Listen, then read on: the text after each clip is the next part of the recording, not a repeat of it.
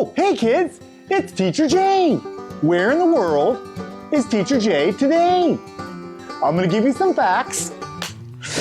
I'll also give you some clues. You have to decide where in the world I am. Our first clue is that this place is one of the most popular places to go camping.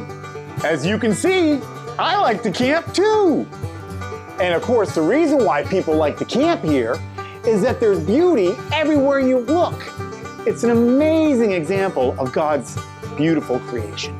And there's lots of wildlife here too, including bears. But you don't want to feed the bears because then they get too friendly.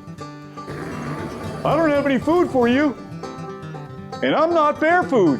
Now this place has some amazing waterfalls as well. Some of the tallest ones in the whole world. And you'll find waterfalls everywhere here. And all these waterfalls drain into the Merced River, which back in 1997 flooded, stranding over 2,000 people because their cars were underwater.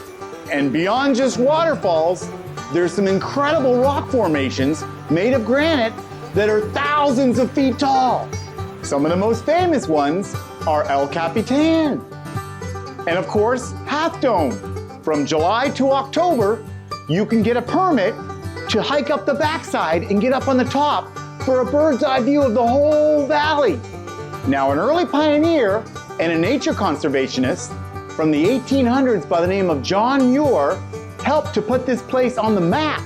And John Muir's written accounts of the beauty of this wilderness, shared with President Lincoln, helped to preserve this place for hundreds of years to come. And President Lincoln's act was what would become the beginning of our national park system.